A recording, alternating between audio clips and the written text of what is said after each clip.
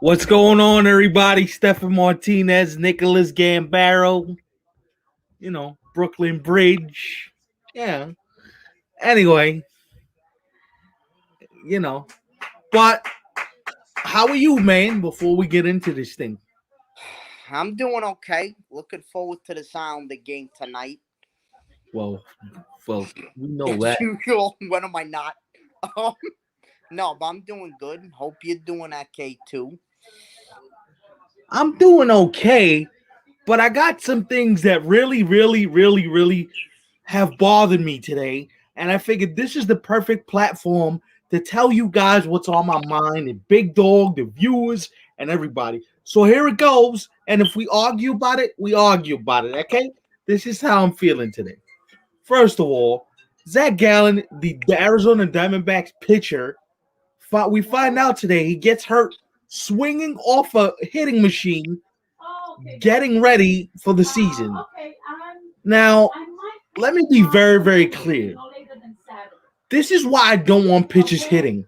I don't care about all the integrity of the game. The designated hitter is going to ruin the National League. I could give two goddams about that. I don't care.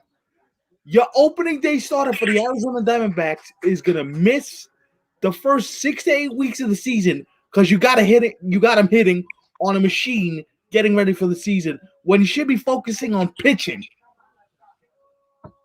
Why is this still a thing, Big Dog? Why? Tell me, for the love of God, why are we still having pitches hit? I was going to ask you because you're the baseball aficionado because I don't know. It makes absolutely no sense to me. Bro, there should be a DH of both leagues and not just the American League. I mean, at some point, we gotta make. Thank you. I agree with you. Like, we gotta get back to. Let's go. We gotta get back to using some common sense. Like, these guys are making, bro. These pitchers are making way too much money and are way too important. And yeah, let me throw this out there at you, and let me see what you think about this. Okay.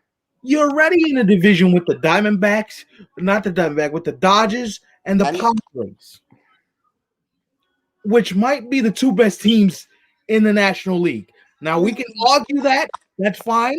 That's an arguable point. We can do that another time, or we can do it now. All I'm saying is, you're the Diamondbacks, right? You have very minimal depth, and you let your starting pitcher on opening day swing a bat, get hurt, and now your season could be over before it gets started. Like, how are we doing this?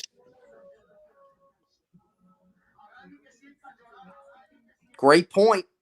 And let me all right, let's bring it back to locals and anybody that's a National League fan. Big Dog, you're a fan of the Mets. You have DeGrom, you have Syndergaard, you have Stroman, you have all these guys. Yep. As a Met fan, you said it to me. You said it to me before the show. He's like, thank God it wasn't a Met hitting, because I would have had a coronary. He said this to me before the show. He was like, I almost fainted. If this was a Met player, what?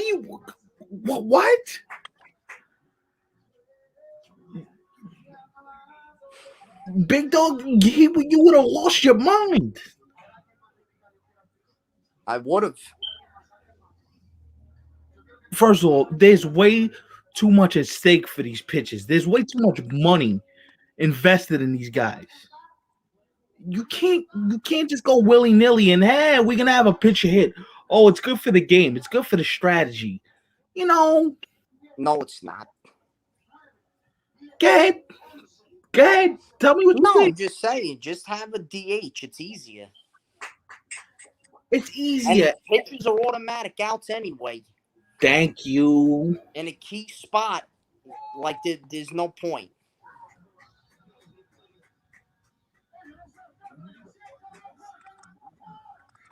How you doing, man?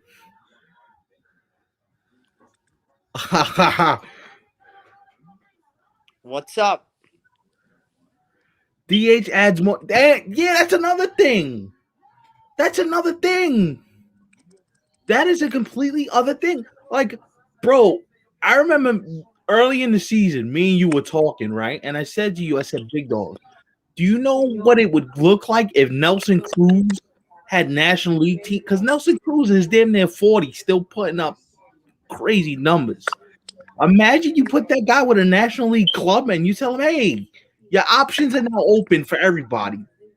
And you can go Right. wherever you want. You're just not limited to the American League. Now, granted, he Agreed. still did well for himself.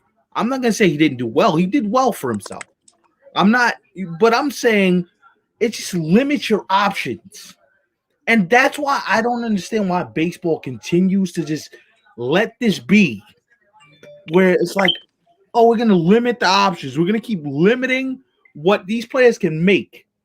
And if you're the players union, you should be fighting for a DH in both leagues. The I, it minimizes Even the in a World Series, like no, just have DHs. Don't have both pitchers exactly. bat. Just do DHs. It's easier.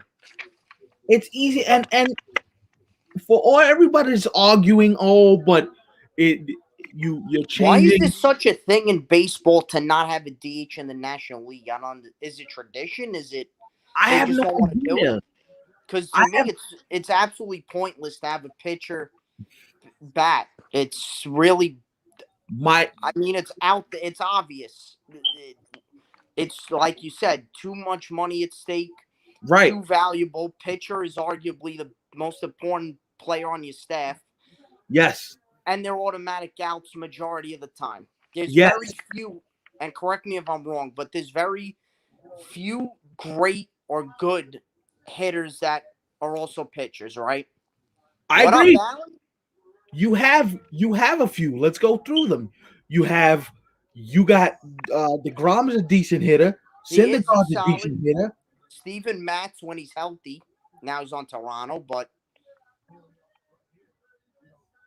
Right. And this is the thing. It also comes down to this too. You can't tell me about the strategy of the game when the whole strategy of the game is being changed when all these guys want to do is hit home runs anyway. Where right. where's their strategy involved with all of this? Like that makes no sense. That's another thing that's idiotic to me. Oh, it changes the strategy of the game. Big dog, nobody wants to do the little things anymore. Like put down a bunt, move the runner over from first to second, do the things that good teams do to necessitate you winning. And you're gonna tell me about strategy of the game? Yeah. Um, Exactly. And here's another thing: it screws up your lineup. If you're a National League, if you're a National League manager like Luis Rojas or David Ross with the Cubs, your lineup is screwed. If you make the wrong double switch, your whole entire lineup is just done. And what do you? Oh yeah, well it happens. And like, no, that's crap. And now the Diamondbacks, their best pitcher is gonna miss probably a month with this thing, if that's not not more, until they not figure good. out what's wrong with it. Are you kidding me? Are you kidding me with this? Are we serious? Yeah, from back in my softball days. I can see that. That's another thing too. It's a player safety, pitcher safety. First of all, you got guys now throwing 1,000,000 miles an hour. The you got guys throwing harder than ever. You think I'm gonna pitcher up there risking getting hurt for some foolishness? This makes no sense to me.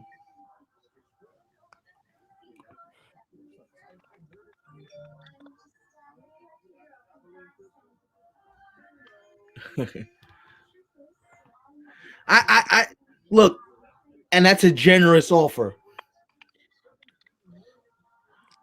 Here's another thing This too. this is another reason why Go ahead.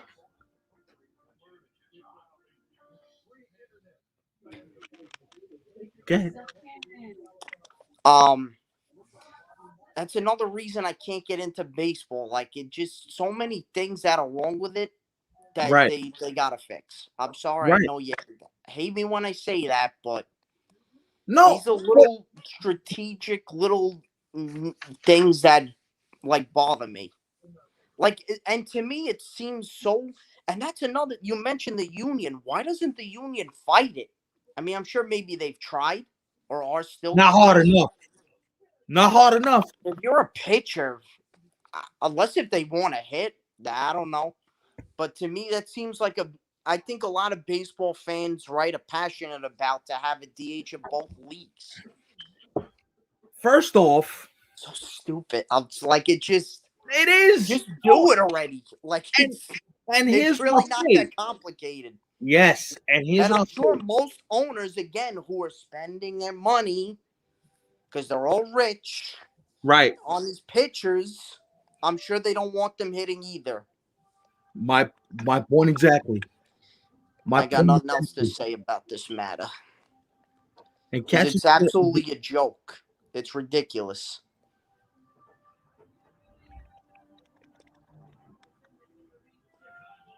Look, DH National League is way overdue. I'm tired of hearing the traditionalists. And thank you, Trav. Yep, Thank you. absolutely. See, that is my point. Thank you, Trav. Thank you, Kayla. Thank you for everybody that's in this conversation right now. This is my argument with this. Okay? We always talk about we want to put the best product on the field, quote unquote, right? Yep. How is a pitcher hitting 3 times a game, putting the best product on the field when you can enhance the offense? People can people people want to see more runs scored. They want to see more action. If you put a DH in there that's a competent hitter, you probably don't have these issues. Players want it. Right. And here's the thing. But this is why it's baffling to me, right? And The they want to develop the sport and make it popular. You're damaging yourself by doing what you're doing and still letting pitches bat. right. And this is the thing. You can't tell me that this we want fairness for all positions. When look, you got guys that are later in their careers. Curtis Granderson, for example, let's just use him. Curtis Granderson. There's a bunch of guys that couldn't get jobs because there was no DH in the National League. If Right. DH in the National League, you know how many people's careers would have been extended knowing they had a job ready for them, but you Yep. choose to put yourself in a position where you look like an absolute clown. And I'm gonna take it a step further and say this. Big Dog, you make a great point when you talk about how come the union doesn't fight for it and say, you know what, let's do what's best for our players. Let's put more money in their pocket and let's allow for the That's the union. other thing. They're all greedy about money, but they don't want to. I feel like they're too stuck I hate it. in their ways. I hate it. That's all right, Skip. I mean, everyone has their view on it. As a Met fan,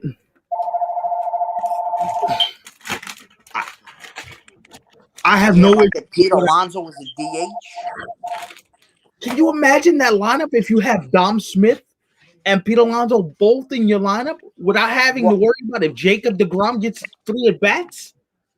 That makes no like that. Look, and I'm all for the traditional part of the game. And some instances, I'm a traditionalist, but this right here, this is foolish. Like, and I understand tradition. Tradition is great. Oh, I thought you were serious.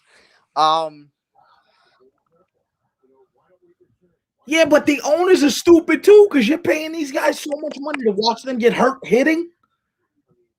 So you're willing to watch your pitcher that you paid a gajillion dollars to. Now I'm being facetious when I say gajillion dollars, but you get my point. To watch him hit. Also, National League loses town because they have the DA. Look at hitters like Nelson Cruz. Yeah, but Right. They still have value. And here's the thing. You, eh, let's just use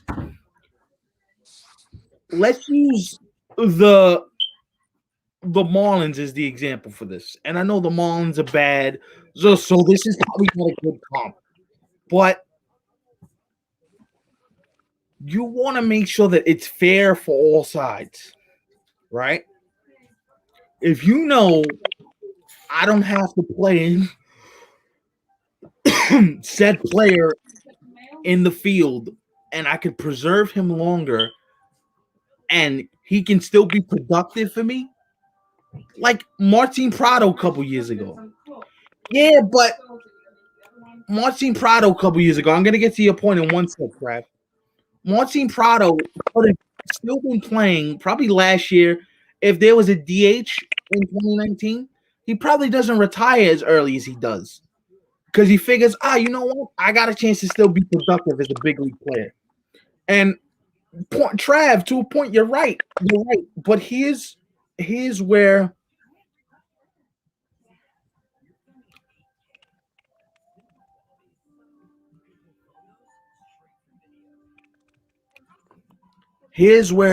do you think the owners want to win or create it?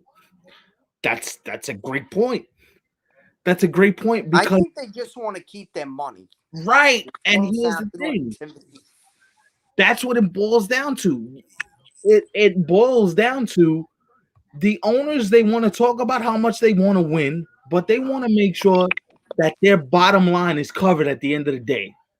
If they can make more money and they can, which brings me back to the original point of if you want to make more money, wouldn't putting the DH in the National League make you more profitable because you get to see more offense? Definitely would. 100%. You get to see more offense. And look, here's the other thing too.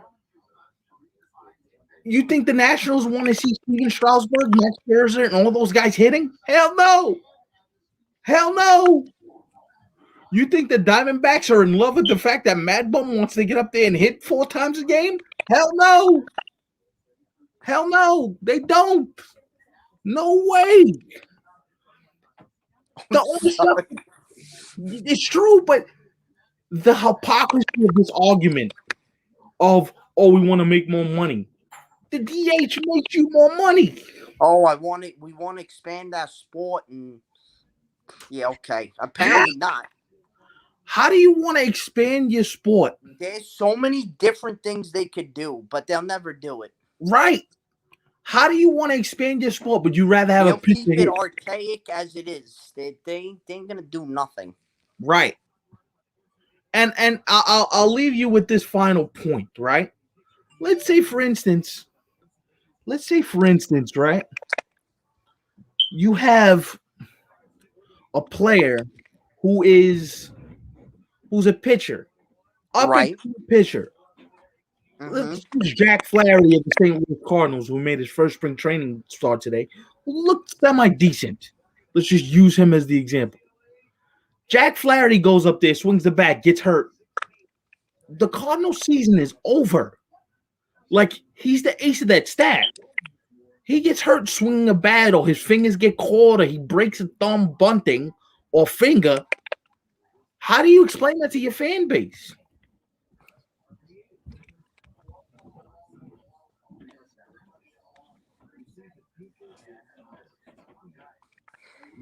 What do you mean? The main one is who does.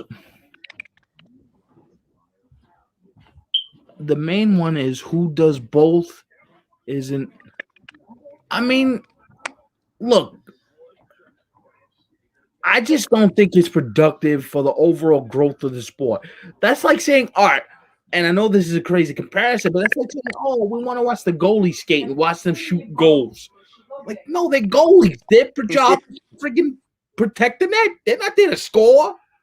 I don't want a goalie skating, pulling a I groin. get nervous when one of our goalies goes behind the net to play the puck. I'm like, yo, stay in there. Yeah.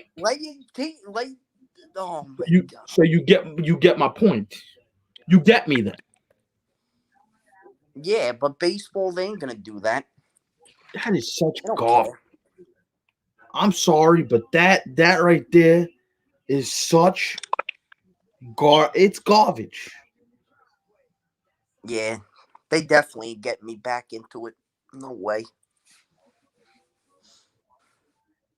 And I don't blame you for not wanting to get back into it. I don't blame you.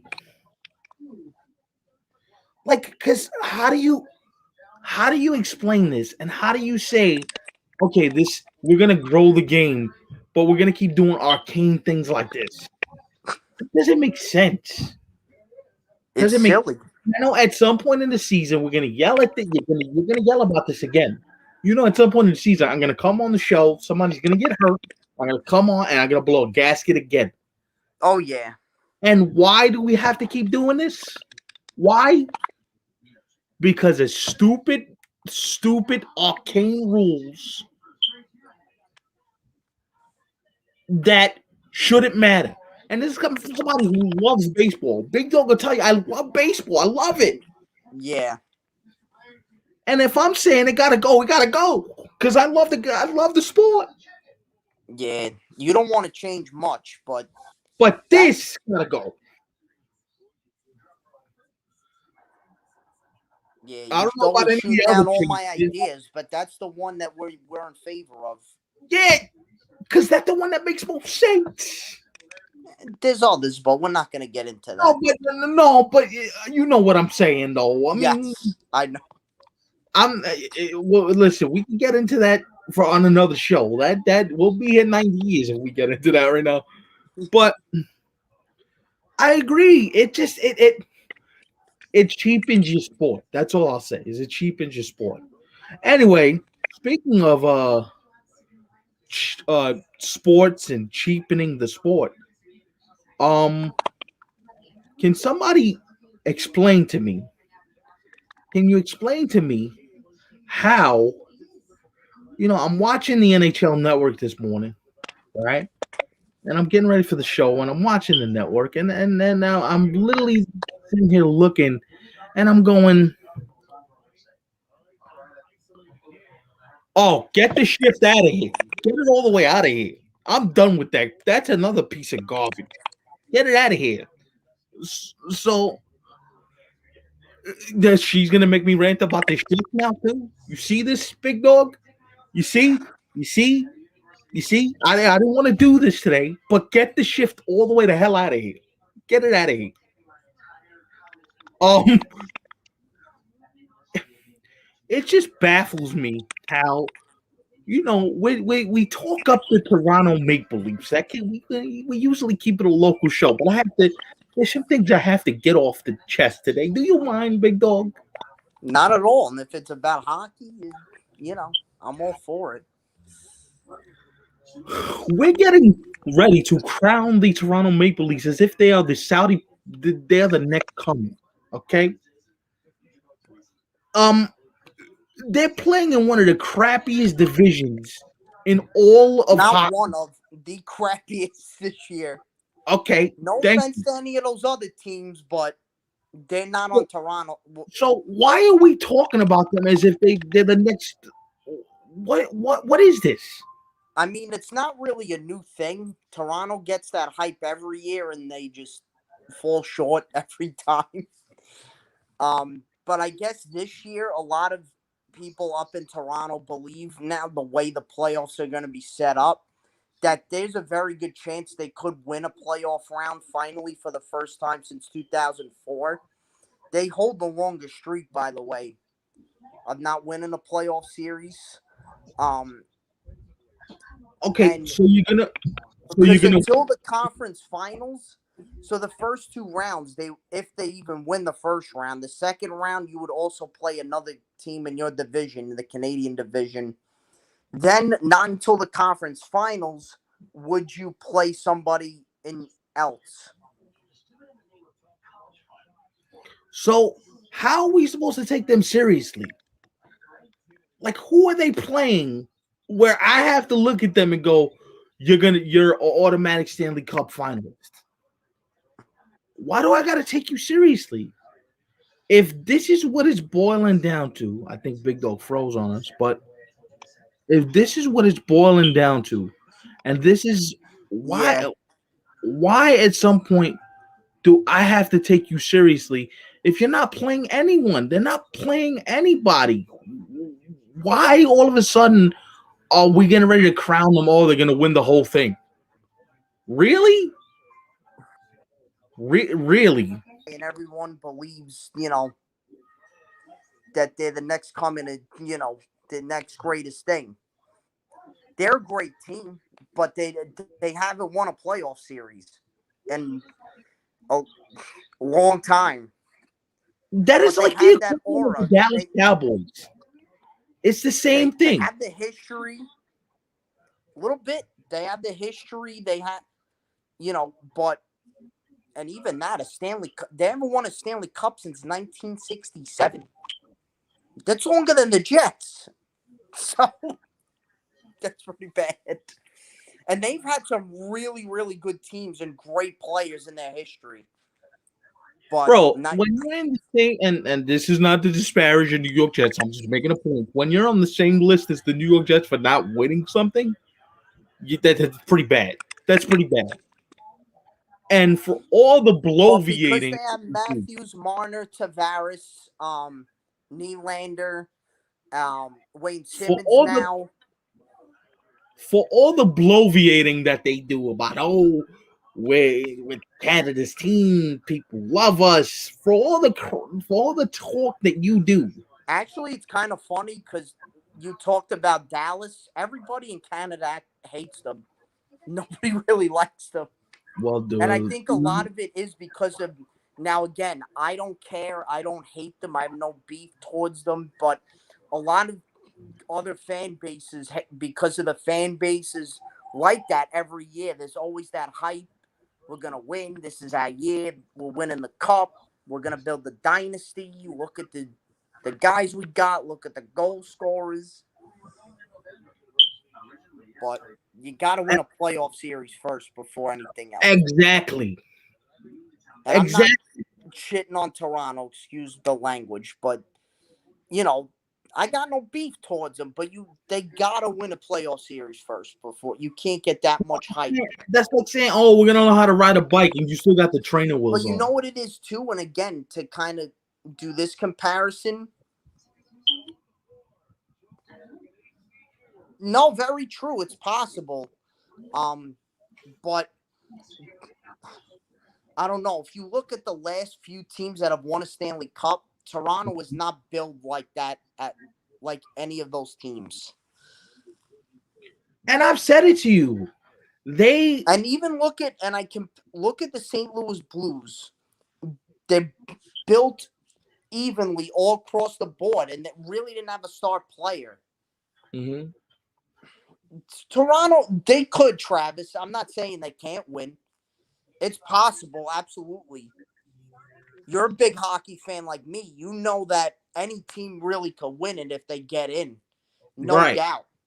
But I understand what Steph and what you're saying is like, why are you hyping them up so much when they're really not in a competitive division?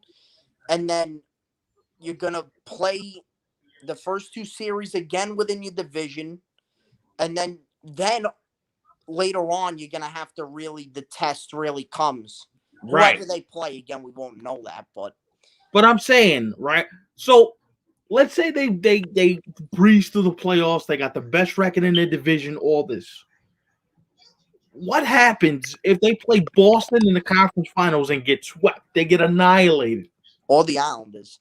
But no, I hit because Okay, Boston has been their I was just making a comparison. I'm not trying oh to no, like I know. plot No, none. but right, because Boston has been that one team that they just can't beat in the Well, playoffs. let's say they play the Islanders and they lose in 5. What do we say about the season then for them? Oh, and I love the way they talked about the Maple Leafs. They might be turning over a new leaf. This could be a different team. Really, really? Because from where I sit, they're still bad defensively. They couldn't stop a nosebleed if they played a team with any sort of competent offense. Am I Yeah, wrong? like their record this year is sick. But again, you're playing like to me the only other really good teams in that division are the Canadians. Um, the Jets are okay, and the Flames. But other than that, don't give me the Oilers. Although yes, they are tied with Toronto on points. But even them, who are they playing? And I'm sorry, they're forget Toronto. Edmonton is so overrated. So overrated.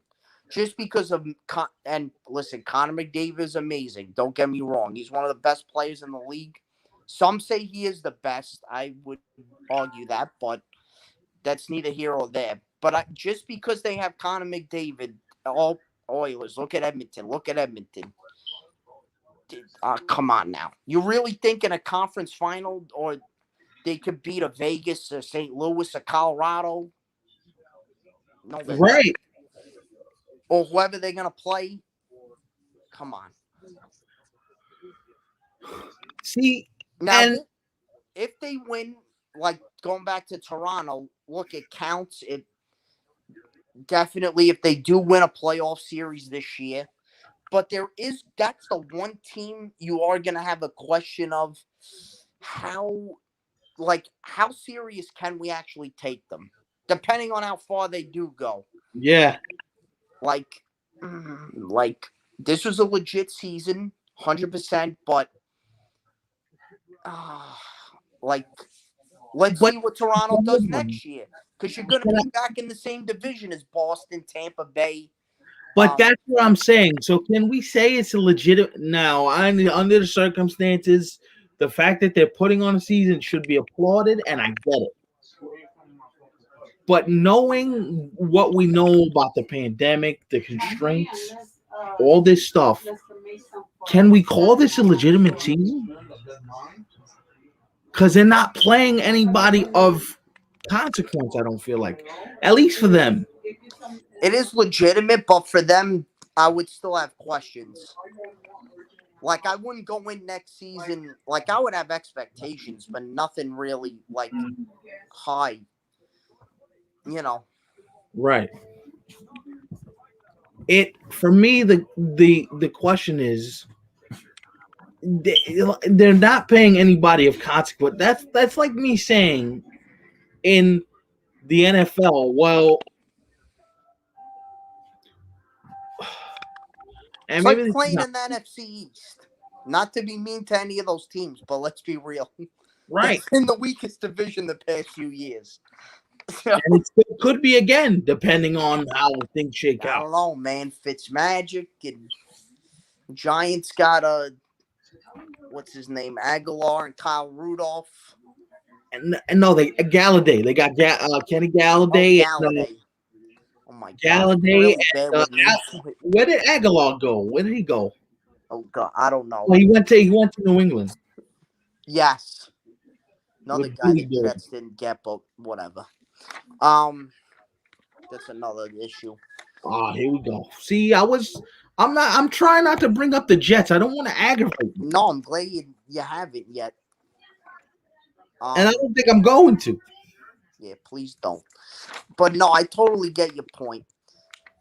And next year, it's supposedly an 82 game full regular season of same divisions as before. So, you know, We're gonna know how good you really are.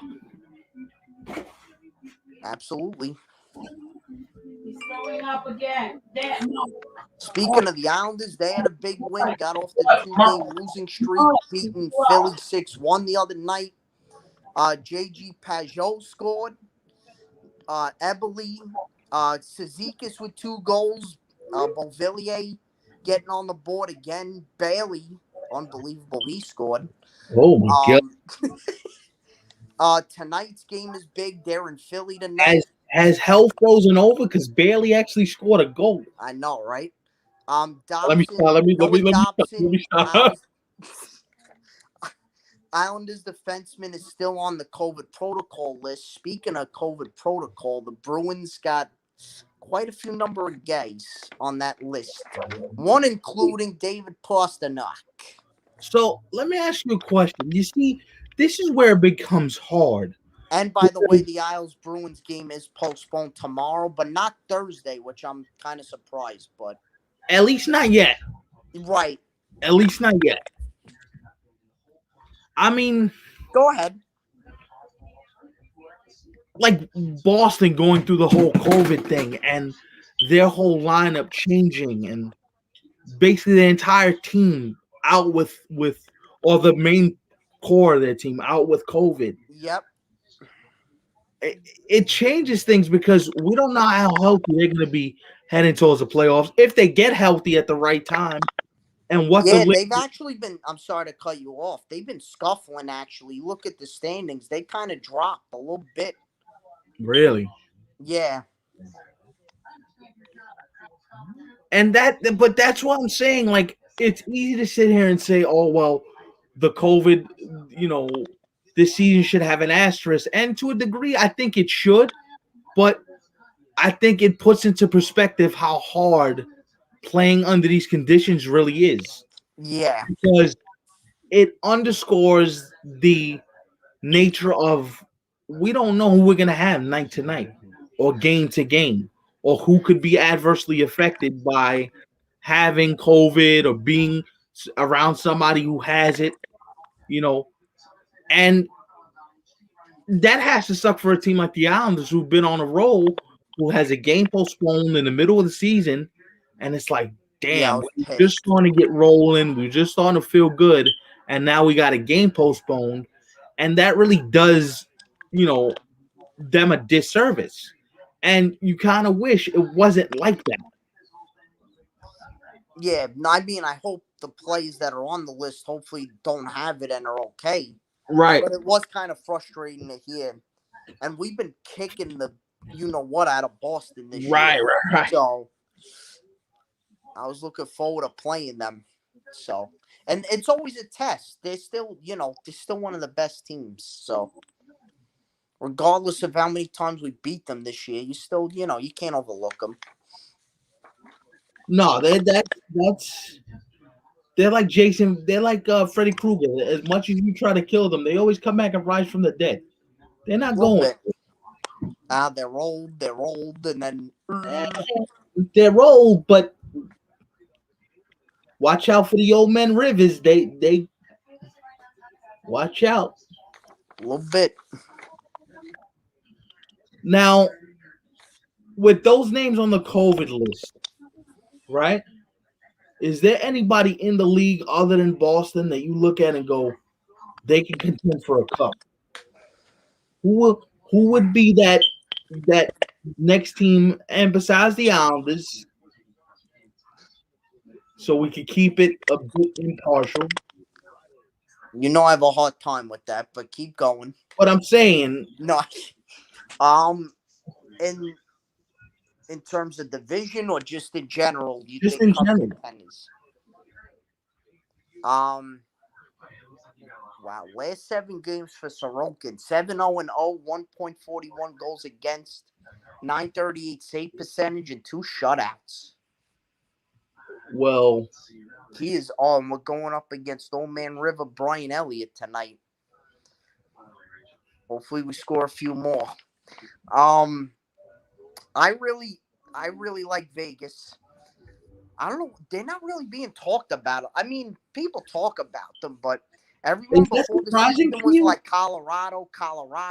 Not that I don't like Colorado, but I'm like, they're not built like Vegas. I think Vegas, both sides of the ice, I don't know. I think they're Like one of the best teams Colorado, in the league. Colorado feels like Utah in the NBA to me. Like, they're a good team. They have weapons. They could be special. All these things could be true. But at the end of the day, and we're going to get to the LeBron injury in a minute because that injury looked bad on Saturday when it happened. The fact that he was able to like walk off and still only has what they're calling a grade 2 ankle sprain, that's kind of a miracle because when he first got hurt, that injury looked bad. But it's like Utah's a good team, but I got to see them against the Lakers. I got to see them against some of the better competition. And the same thing with Colorado. It's like we forgot Vegas has been here. Vegas, they they've been in the playoffs. They made deep runs. They're a dangerous team. They have a good mix of young and old players that can do it all on both ends of the ice. I just I don't know how we just overlook Vegas and say Colorado all of a sudden like they're not like they haven't been a class of the NHL.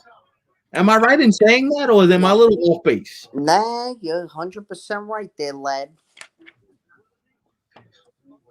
It's like, so what do you think the fascination is with Colorado? Like, what is that I thing? just think because Nate McKinnon and Gabriel Landeskog. My gay, And they do have a good goalie. Philip Grubauer's good. right? Really good. Um, they have a few pieces. Nazem Kadri, who's a former Leaf. Sure, they're missing him right now. Um, I'm sure they're not missing his dirty play, but I get it. but they're not Vegas. They don't jump off the page to me like. Oh, St. Louis too was a team that's I think could make another run at the cup. But that's what I'm saying. Like, and I don't mean to be comparing it to all the sports, but it's almost like, have we not forgetting that the Clippers are still here? Like, all these teams are still here, and we're just gonna automatically assume that Utah is gonna win the West just based off of a regular season record. Like It's actually that, Toronto. that makes no Well, sense. it's not set up like that this year, but I get what you're saying. No, but you get my point though. It's like, Yes. so what happens, right? When the Lakers are healthy, if the Lakers are healthy, like the whole equation changes to me, and it it becomes okay. If the Lakers are healthy with Anthony Davis and LeBron James, Utah's probably winning 2 games in that series max on a good day. Yeah. On a good day. So with that said, you already know the Clippers. The Clippers are another team that like Kawhi Leonard, Paul George. I get it. They've had their playoff struggles. They're kind of like Toronto too. Everybody overhyping the Clips, and you The know, Clippers aren't legitimate, you don't think? no, Clippers aren't legitimate championship team. Not like the Lakers. Yeah, like the only reason why we're having questions about the Lakers is because Anthony Davis and LeBron James are both out.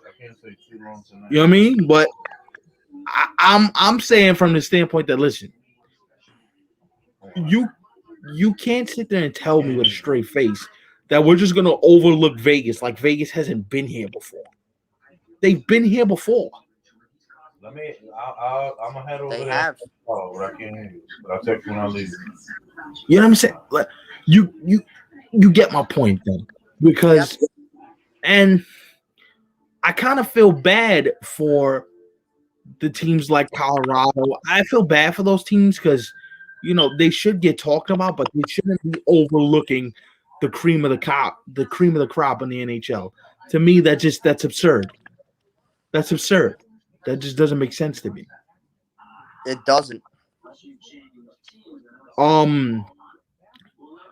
So we mentioned the LeBron injury, and I have an interesting question for the people that are watching.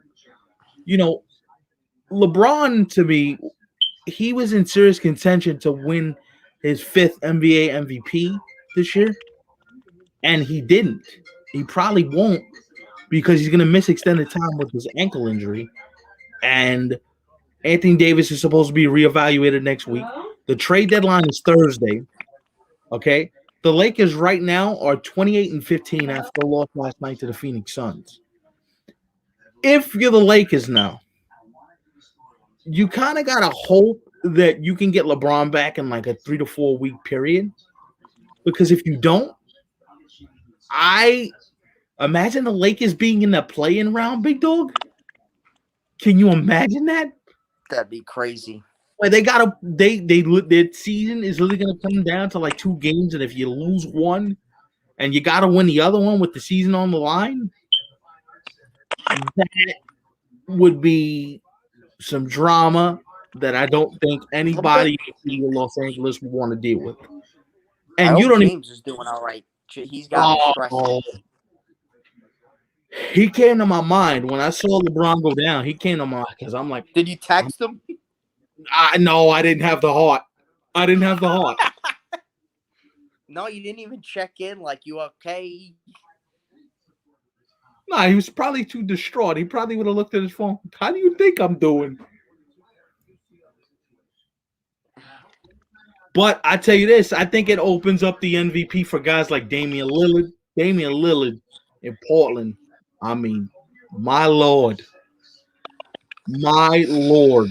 Um, Luka Doncic in Dallas. Yeah, so much for the Knicks having good Dallas pick this year. Not happening. Not Because happening it's the Knicks. at all. Can, Yeah, thanks, Big Dog. can I? Thanks. It's a little off topic, but still got to do with basketball. But this just came to my mind with um with Key Arena out in Seattle. Well, now it's a new name, but it's being renovated for the Kraken to start playing next fall or this Right. coming fall, actually, in the NHL. Has there been discussion with Adam Silver and the NBA about Seattle returning to, or the NBA returning to Seattle, I should say? That's a very interesting question. I know that they've had discussions about it. But they They've would have to move another team right back to Seattle to make them the Supersonics, because then it would be uneven I mean, you could do an if expansion they draft. added Seattle. You can do an expansion draft where you put Seattle back in the league and But then it you would be 31 teams, right? yeah, but I don't think the NBA wants to move a team right now. I don't think that business is that bad or teams are What that about bad. the Somebody would wanna Sacramento move. Kings? Well, here's the thing. I'm glad you asked about the Sacramento Kings because I have some notes on the Sacramento Kings. So thank you, Big Dog. That's a very kind transition from you. We're good at this thing, folks. We've been doing it a while, okay? The Sacramento Kings are interesting, and I'm not going to get into the mumbo jumbo. I'll keep it simple for you and the listeners. But Vivek Ranadive, the Sacramento Kings owner, is very, very wealthy. Okay, he wants to keep the team in Sacramento because he Really? wants to keep their roots, and he thinks that a team in Sacramento would be beneficial for the NBA. Now, granted, when the Kings were good back in the Chris Webber, Bloody Divock, Pages Yeah. Baby, right? Bib, there you go, Bibby. I have a Yo, little NBA knowledge. yeah, like Sacramento was one of the tough places to play. Just ask the Lakers who went to war with the Kings in the early 2000s. And I know the home court's not the same because Arco Arena is a different arena compared to what the arena is now. But if you get a good team in Sacramento, which by the way, man, you got to feel for Kings fans. You want to talk about a perpetual rebuild. Like that's been we killed the Knicks in the New York area. Like the Kings have been worse, bro. So right now, the Sacramento Kings are headed for their 15th straight losing season. 15th straight. Damn! And it's probably not going to get any better. Look at him. Oh my, that's like Jet-esque. Yes. 15 straight losing seasons, okay? Right? So if this is where we're going with the Sacramento Kings, how do you tell the fan base, yo, we're gonna keep the team here? We're gonna like they've done nothing, the Kings. And then they actually have somebody in Harrison Barnes who's drawing like considerable trade he's drawing trade interest from around the NBA. The Celtics want him.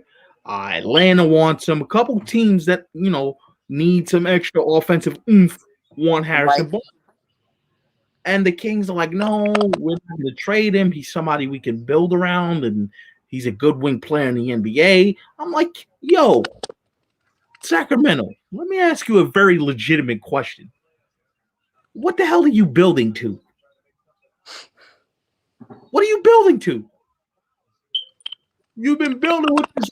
You've been building with. Oh, we got to be young and athletic, young and athletic, young and athletic, young and athletic. Right? You've been young and athletic for 30 years, and you sucked for 20 of those years. So what good is being young and athletic? What good is it? And it's like I can't get mad at people like you who are novice NBA fans who say, or novice basketball watchers who say, why are the Kings still here? What do they do for the league? When you got the Lakers, you got the And you're in Clippers. I know it's the capital of California, but it is such a small city and market. Yeah, Although they are getting actually an MLS team too, so I guess they're trying to build up their sports market there. that's fair, but you got the Warriors in San Francisco, you got the Lakers in LA, you got the Clippers in LA. Sacramento just feels like the redheaded stepchild that nobody cares about. Can I can I be honest and say that? It's kind of true. Nobody cares.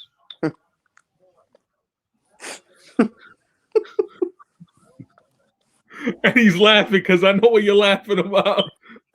Nobody cares. You ever seen the movie The Bronx Tale? At the end of the movie, when Sonny's about to die, who is the main character, and they're all talking, he's in the casket, and he predicted this. He goes, "When I die, nobody cares. Nobody cares. Nobody cares. I'm gonna be dead and gone, and they're gonna be yeah. The world's gonna nobody's gonna care. Who cares?" And it's true. It's sad but true. Speaking of sad but true, I know you got some soccer updates, and I'm very intrigued by these soccer I updates. do. I got two big stories. So Messi, again, talking about Lionel Messi. I feel like we talk about him at least, a couple times a month. Um, Messi breaks the record for most goals in a single European league, 467 goals. He also holds the club Hold on, record hold for on, hold on, hold on, hold on, hold on. Rewind the tape and come back to me again. Messi breaks the record for most goals in a single European league. So currently, out of the entire league's current history, he has the most goals. Okay, okay, okay. I thought his contract was ridiculous, but okay. He Okay. also holds the club record for games, goals, assists, trophies, and wins. Well, hot So damn. he's played 768 games. He altogether has 34 trophies. Well, Six, hot damn. which include Champions League, La Ligas, Copa del Rey's, the other tournaments. Ballon d'Or is 6 of them, which is like an MVP award. So Messi just keeps on, chugging along, and yeah, I'm getting old. They're right.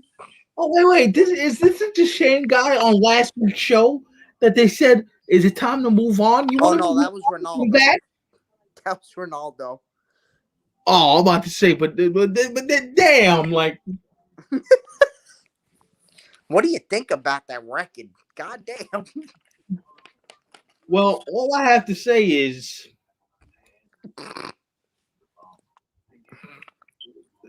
mm, Yeah, that's another show we can have. Who's the GOAT of soccer? Or currently the GOAT? Because there's always that Ronaldo versus Messi argument, and fascinating stuff. Uh Now shifting to England and the Premier League. I'm not happy about this being a Tottenham supporter, but I could understand. So reports suggest that Harry Kane, who's Tottenham's best player, captain, also the captain of the England national team, is keen to leave Tottenham in search of trophies, per David Ornstein of The Athletic, which you love to read all the time. Kane is 27 years old. He has a contract that runs through 2024. So it's not like he could just move on a free transfer, let's say, during the summer or something like that. He Right. hasn't won a major trophy yet with Tottenham. Tottenham's last trophy they won was in '08.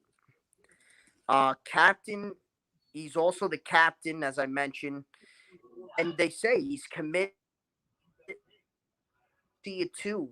When I watch him play, he's committed every week. He shows up, he plays hard, dives, scores, passes, assists, does what he's got to do. So this is the opposite of But James they Harden. believe, yeah, like Kane, Kane, even though he may be keen to leave, he still Okay. wants to play and I just show up wanted to make and, that clear because we were going through do the something right very thing by his similar. team. I guess too, he's the captain, so he probably feels some, responsibility and all that good stuff. We were going through something very similar with James Harden. That's why I asked. Because James Harden had quit on the Rockets. He wanted to trade to Brooklyn, and Yeah, he was like, I'm not going to stop till I get the trade and all this. yeah. And Kane is doing the total opposite. But it's unlikely that Chairman Daniel Levy would want. So it's unlikely that this is going to happen right now. But Chairman Daniel Levy would want an astonishingly high figure for Kane, which I can understand because he's one of the best strikers in the world. Well in excess of 120 million pounds, according to reports. well, hot damn. And he would also Daniel Levy meaning he would not want to sell to a rival. So there was no way on earth he'd go to Chelsea. No way would he go to Arsenal. Heck, hell no. A lot of people suggest Man City because they look like they're gonna win the league and they're stacked. They got a super team up there. But I don't know if Daniel Levy would sell him to. Maybe Kane might even move to another league because I don't know if Daniel Levy would want to have to play Harry Kane twice a year and then see him win the Premier League with another team. If he decides to sell Harry Kane at some point, or I just can't see. I hope he doesn't, and especially too because he's from the area where Tottenham play, the area of London. He grew up playing in the Tottenham youth system in the youth teams. So he's a Tottenham guy through and through. But I could also understand that he wants to win trophies and playing for Tottenham is not easy. It's tough. But also too that if you think about financially and just the club's image, like if you Mhm. lose your best player and Mhm. your captain of England, Right. move somewhere else, like you have this brand new stadium and you're trying to you want to be known as one of the best or most recognizable clubs in the world, and then if you lose him, that would Yeah. I think kind of tarnish the reputation a little bit of Tottenham or the Right. image. Right. And you want to talk about explaining to a fan base how do we lose a guy like that? That'll be a tough one to explain because he's from there. He seems like a folk hero. He seems like he's beloved there. And for you to automatically now say, "Oh, we're done," like how do you explain that to the Yeah, fan? he's breaking all kinds of Tottenham records. He's scored big goals in games for them, and Right. he's very important to the club. And that would just break my heart knowing that he'd want to leave. Like that'll Big Dog is a Tottenham fan, right? This is the one thing that came to mind. This is what I want to ask you. Maybe this is gonna open a whole kettle of worms, and if it does, I apologize, but I'm curious on your opinion. When you got a guy like that who's a homegrown guy who is from there, who the fan base absolutely adores, if I'm reading the tea leaves correctly, him They wanting to leave, go him ahead. him wanting to leave it feels like an indictment on the organization not putting enough around him for him to sustain a winner. Right. Does you look at the organization That's a differently? big part of it too. Yeah, exactly. Does it make you look at the organization and go, we failed him and we failed in our overall mission to want to make him stay to help us win? If they do lose him, yeah. But I cannot see Daniel Levy again getting rid of him unless if they give something astronomically like equal to Harry Kane back.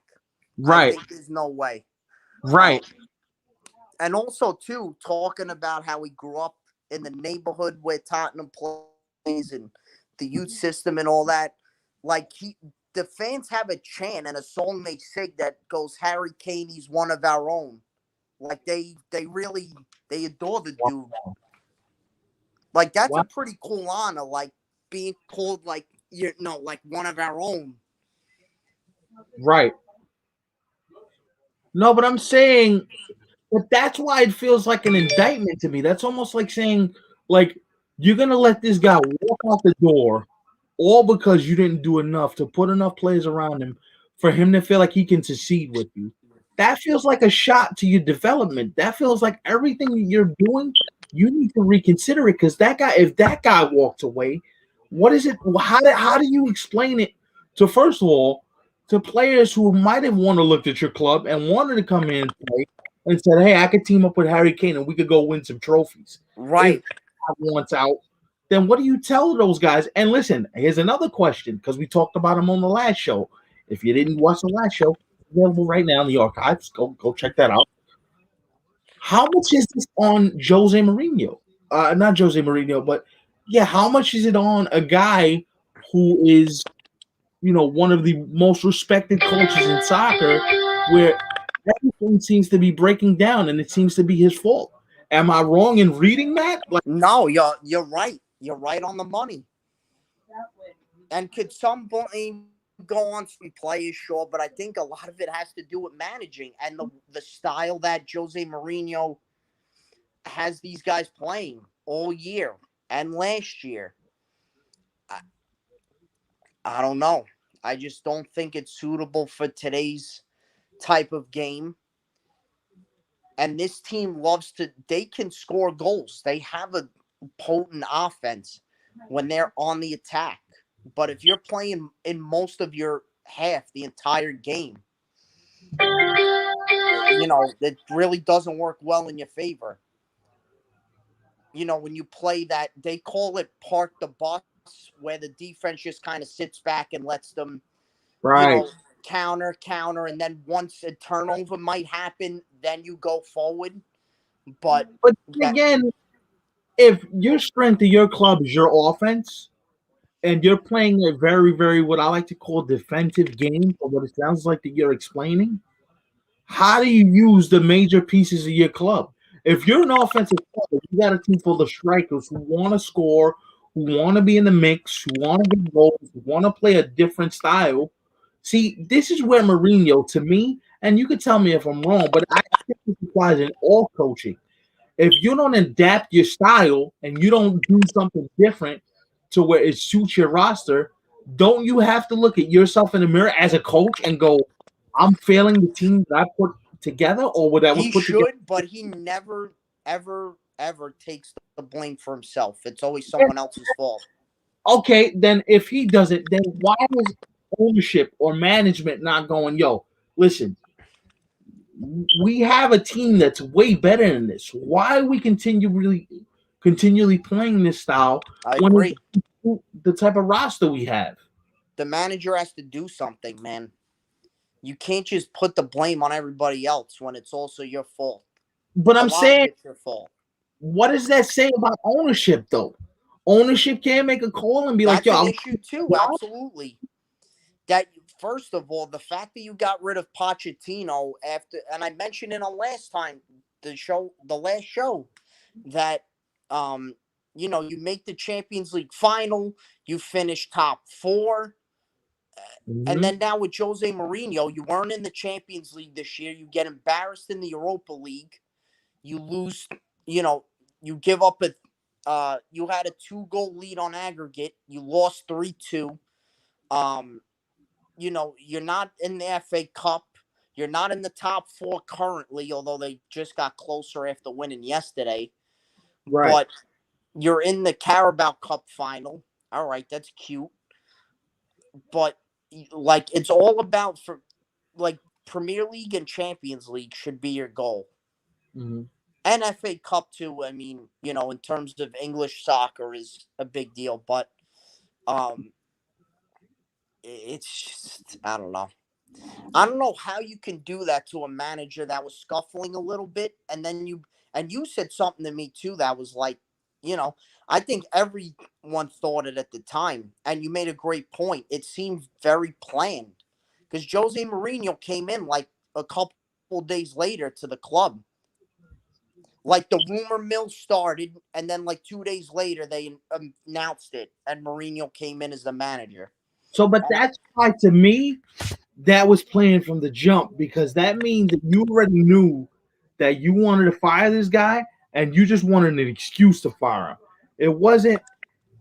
It wasn't that we have to see what's best for the club. It's like no, we had this hatched. This is a plan we concocted, and this is what we came up with. and And what's free? Go ahead. I'm sorry. and now here's another question I have for you. Do you think they did it just for the name? Because that feels very like Yes, New I York, think so. That New York that was a fans. big part of it. 100%. Yeah, See, but then you're not doing what's best for the fan base. You're just trying to win a popularity contest. That's what it feels like to me. it's like a jet move. I'm just saying. But that's the vibe I get is that What you paid him? it doesn't feel like something that an organizational an organization with some smarts to them and some vision does and says okay let's just fire this guy because we want a guy that is going to make us better in jest. And he doesn't connect well with the players where Pochettino did, and they gravitated towards him. Whereas they don't gravitate towards Mourinho. Also, Mourinho is a bit of a, I'm not going to say the word, but you know what I'm Right, thinking of, right. and he's very cocky. And, I told you the story of how the media was bashing him about whatever it was way back. This was before he was with Tottenham. And he was Hmm. like, oh, I won more trophies than all of those managers combined. So, like, shut up, basically. You can't say nothing. And Right. walks out of the room. Like, yo, who do you think you are? Like, First of all, what kind of example does that set to the rest of your players that you're walking around acting like that when you last I checked you didn't win anything here. You didn't win any with us. So for all the talk of we won championships and I've done all that, yeah, you've done all that, but you haven't done it here. And the players are probably looking at like, look at this fool. Look at this fool. yeah. And you know what that's very reminiscent of? That's very reminiscent of Phil Jackson. You're gonna play the triangle because the triangle worked for me everywhere else I've been. So we're gonna do it here in New York too. No, Phil, it's a different NBA. It's different. Players Yeah, don't the game has passed guys like that by. The Phil Jacksons, the John Grudens, the Mourinhos. right. Yeah. Speaking of John Gruden, did you see the move he made? First of all, so you have Josh Jacobs already, and then you go sign Kenyon Drake. I'm like, they're the same player basically. You sign the same player to do the same thing, and then they re-gut. Did you see what they did to their O line? They basically brought in a new O line via free agency. Yeah, I don't know what they're doing in Vegas. How's that working out for you in Vegas right now? Ooh, that's I don't know. Coaches like that, I would have real issues with. I really would, because it doesn't seem like you're doing the best for your club. It seems like you're just doing whatever's best for you. Right. And you're a soccer fan, so I know you, and you're a Tottenham fan, so I know you got to be like, are you kidding me? Are you really? Yeah, it's Really? frustrating. I couldn't believe it when we got rid of Pochettino. It was shocking. Were you like dumbfounded when they did it? Yeah. But Wow. that, no one thinking about it too, though, that seems to be such a big trend in the Premier League, especially. If you think about it, managers, if you follow soccer like that, Premier League managers don't really last that long on teams at all. Like, no, there's not going to be any more Sir Alex Ferguson's or Arsene Wenger's or, any other legendary manager. When they were there, I mean, like a long, like, I don't know, it's an American example. Greg Popovich. Right, a Popovich, a Joe Torre with the Yankees. Right. Um, Bill an Belichick. Al Arbor with the Islanders. Bill Belichick. A Belichick. Yeah, you're Right. not going to see that anymore in the Premier League. They'll last 2-3 seasons, and then, all right, time for somebody else. I don't think you're going to see it in sports in general, no? Yeah, I mean, depending on the coach or manager. But I'm talking about in any sport, like American sports, soccer. I don't think longevity is a part of the game anymore. I think it's whatever you can do for me now, you're gonna do for me now. And if you can't win it, you got a couple years to figure it out. If not, we're firing you. Yep, and especially in the bigger markets or bigger clubs, fans are more impatient, fans are more vocal. And also, too, money is on the line. You Right. both know soccer, they make an insane amount of money. Well, we've talked about that on this show before. Islanders almost scored. That's why I was getting excited. But we've talked about it on this show before with the Messi contract. Because good, I mean, that's craziness. yes, soccer, out of every sport on earth, they definitely make the most money. That's crazy. It's not even close. Yo, I'll never forget everyone's reaction. That was yours, everyone who was watching. I was dumbfounded when you told me how much he makes. I was like, yo, I think we picked the wrong profession, fam. And you were reading off like football contracts and baseball contracts. Even Mike Trout's was. Oh yeah. That was not even in the stratosphere of Messi. And Trout makes a lot of money. No. Yeah, he wasn't even close. I think David's gonna trip in for Chinese for Wednesday, so I'm not gonna eat Chinese. Crazy. Oh, okay. It's not even close. Anyway, brother, I'm gonna let you go so you can enjoy the game. This was fun. Thank you for Thank you, everyone who commented, watched. Right. This was great. Yes. And we're gonna make a formal announcement, but we're gonna let you guys know here now. Next week we're taking off. We just need to recharge the batteries. We got some new ideas and concepts that we're trying to flush through. So we're gonna take next week off. I'll make a formal announcement on the page. Big Dog will share it, or Big Dog will definitely do something like that. So we're gonna come back Thursday this week, and then next week, Monday and Thursday, we're taking off. Okay, guys. So again, I'll set up a reminder, figure out a way to get you guys an update via the social media pages, and we'll figure out how to go from there. Anyway, Big Dog, thank you so much. This was awesome, and I'll see you again Thursday, 6 p.m. Back better than ever, baby.